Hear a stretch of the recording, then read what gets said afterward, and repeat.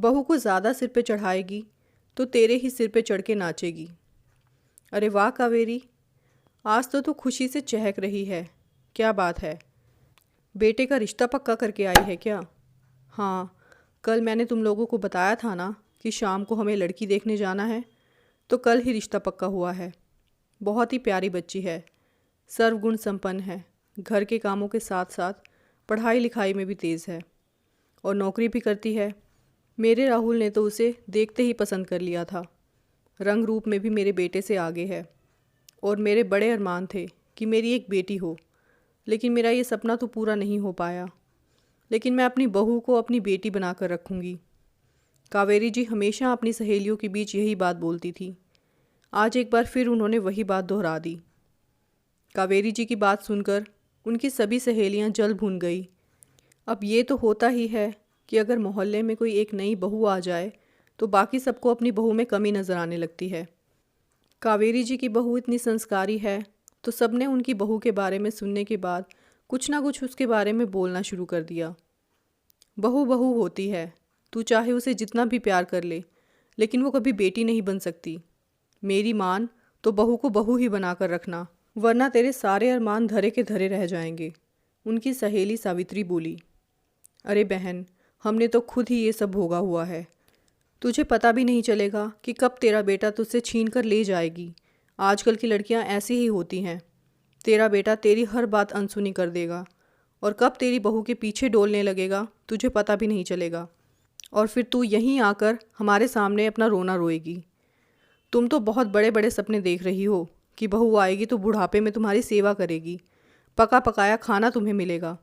लेकिन आजकल सब उल्टा होता है।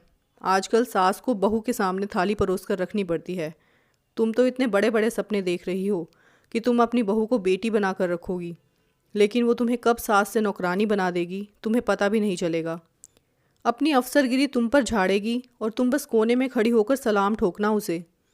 हालांकि कावेरी जी सारी बातें पहले भी सुन चुकी थी, मगर अब बेटे की शादी तय हो गई थी और बहू भी जल्दी ही घर आने वाली थी, तो उन्हें ये सब सुनकर डर लग रहा था कि कहीं ये सब सच ना हो जाए। वो मन ही मन सोच रही थी कि क्या सच में बहू इतनी बुरी होती है? वो सास के साथ इसी तरह का बर्ताव करती है? क्या बहू सच में मुझसे मेरा बसा बसाया घर छीन लेगी, मुझे मेरे बेटे से दूर कर देगी? मेरा तो इकलौता बेटा है, अगर वो भी मुझसे दूर हो गया तो मैं कहाँ जाऊँगी? ये सारी बातें सोचकर उनकी आंखों से आंसू आ गए। शादी की तारीख पास आ रही थी और कावेरी जी के मन में ये डर बैठ गया था। वो इसी डर के साथ शादी की तैयारियां शुरू करने लगी। लड़की वालों के साथ मेहमानों की लिस्ट, खाने पीने का मेन्यू, होटल में रुकने की व्यवस्था, लेने देने, पसंद नापसंद, सभी तरह की बातें होने के बाद अब बारी आई शॉपिंग की। कावेरी जी ने अपने घर की सारी शॉपिंग अपनी खास सहेली सावित्री के साथ करनी शुरू कर दी। अब बारी आई दूल्हा दुल्हन के कपड़े लेने की, तो उन्होंने अपनी तरफ से साड़ियाँ, गहने तो अपनी पसंद के ले लिए, लेकिन वो लहंगा दुल्हन की पसंद से लेना चाहती थी और शेरवानी दूल्हे की पसंद से। ये बात उन्होंने जब राहुल को बताई तो वो बोला कि माँ, मेरी रोशनी से बात हो गई है, हम लोग खुद जाकर पसंद कर लेंगे, आपको परेशान होने की ज़रूरत नहीं है। कावेरी जी मन ही मन सोचने लगी कि अभी तो बहू आई भी नहीं और उसने अपनी मर्ज़ी चलानी भी शुरू कर दी। कावेरी जी के बड़े अरमान थे कि वो अपनी बहू का लहंगा खुद लेने जाए, मगर बेटे की बात सुनकर वो चुप हो गई।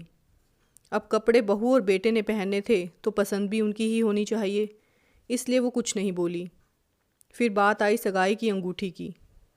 उस बात पर भी राहुल बोला कि माँ, तुम इन सब की फ़िक्र मत करो, रोशनी और मैं सब देख लेंगे, हम लोग खुद जाकर अंगूठी पसंद कर लेंगे।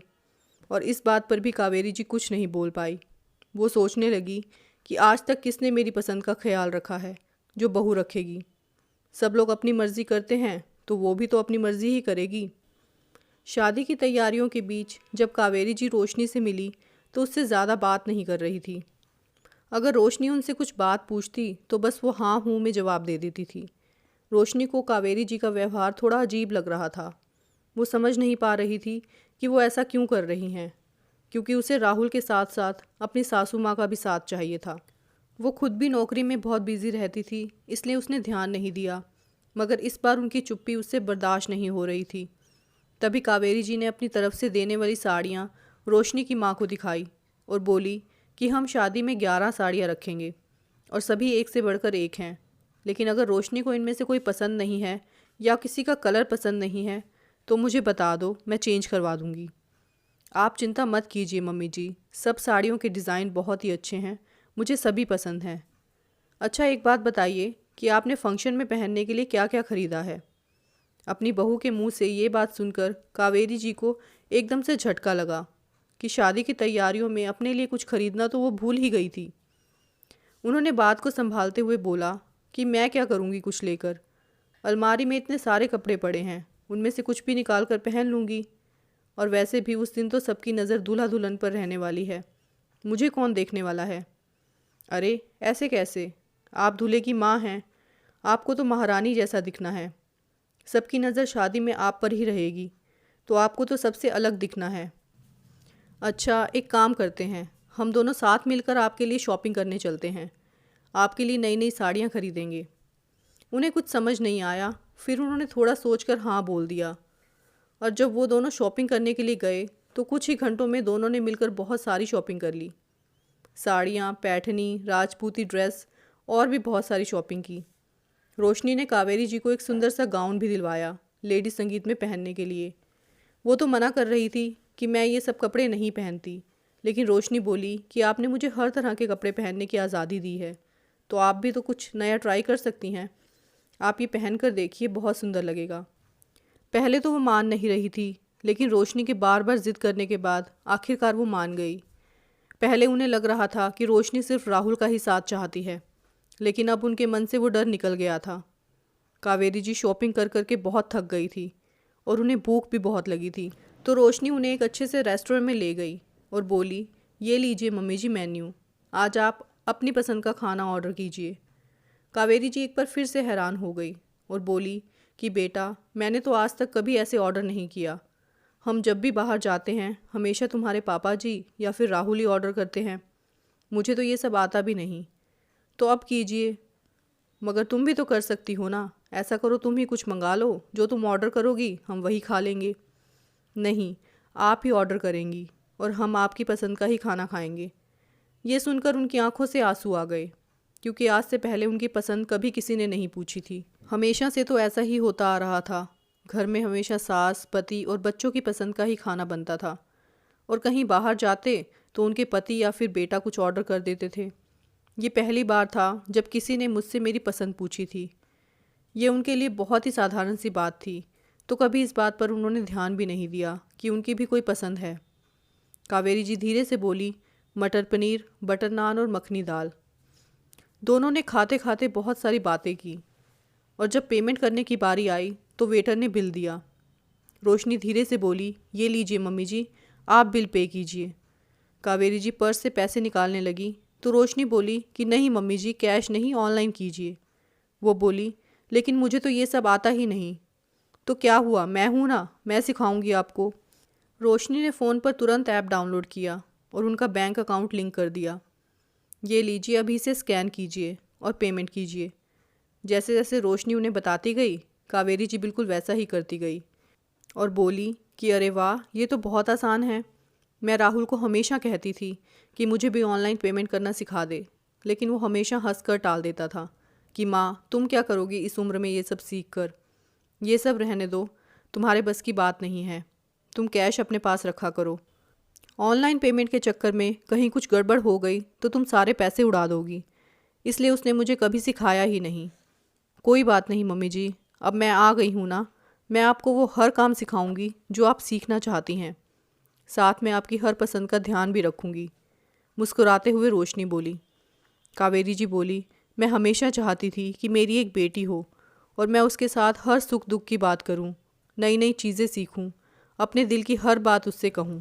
जो बात बेटे नहीं समझ सकते वो बात बेटियां आसानी से समझ लेती हैं, इसलिए मुझे हमेशा से एक बेटी चाहिए थी, लेकिन भगवान ने इतने सालों बाद मेरी इच्छा पूरी कर दी, मुझे बहू के रूप में बेटी दे दी। इस बात की मुझे बहुत खुशी है। रोशनी बोली, मम्मी जी मैं भी बहुत खुश हूँ, मुझे भी दो दो माँओं का प्यार मिलेगा, मगर आपको देखकर ऐसा लग रहा था कि जैसे कोई बात आपको परेशान कर रही है। अगर ऐसा कुछ भी है तो आप मुझे बता सकती हैं। माना मेरी शादी आपके बेटे से हो रही है, लेकिन मुझे जितनी जान पहचान राहुल से करनी है उतनी ही आपसे भी तो करनी है। मुझे आज आपके साथ समय बिताकर बहुत अच्छा लगा और मुझे उम्मीद है कि आपको भी बहुत मज़ा आया होगा। कावेरी जी बोली, आज मेरे मन से बहुत बड़ा डर दूर हो गया। मैं बहुत दिनों से परेशान थी, लोगों की बात सुन सुनकर कि बहू कभी बेटी नहीं बन सकती। सब ने इतना कुछ बोला कि मेरे मन में डर बैठ गया। लोगों ने मेरा जीना हराम कर दिया था कि तुम्हारी बहू आते ही तुमसे तुम्हारा बेटा छीन लेगी, तुम्हें घर की नौकरानी बना देगी, तुम पर हुक्म चलाएगी। लेकिन अब मेरा सारा डर दूर हो गया और मुझे पूरा यकीन हो गया कि तुम एक बेटी की तरह मेरा ध्यान रखोगी और हमारे घर को जोड़ कर रखोगी। मैं भी तुम्हें अपनी बहू नहीं बेटी बना कर रखूँगी, ये मेरा वादा है तुमसे। माना कि बहू और बेटी में फ़र्क होता है, लेकिन आप किसी दूसरे की बेटी को धूमधाम से सम्मान के साथ अपने घर लेकर आते हैं तो उसकी भी तो कुछ उम्मीदें होती होंगी जिन्हें पूरा करना एक सास का फ़र्ज़ है। लेकिन नहीं, हम सिर्फ बहू पर ही सब कुछ थोप देते हैं और पहले से ही अपने मन में बिठा लेते हैं कि बहू आते ही हमारा बेटा हमसे छीन लेगी, वो आते ही हम पर रौब जमाएगी, और इसी डर से हम उसे कभी बेटी तो क्या बहू भी नहीं बना पाते। लोगों की बातों में आकर हम अपने ही घर की शांति भंग कर लेते हैं। दोस्तों, कहानी को अंत तक सुनने के लिए बहुत बहुत धन्यवाद। कहानी कैसी लगी अपनी राय ज़रूर देना। साथ ही चैनल को सब्सक्राइब, वीडियो को लाइक और शेयर भी कर देना। Thank you for watching this video.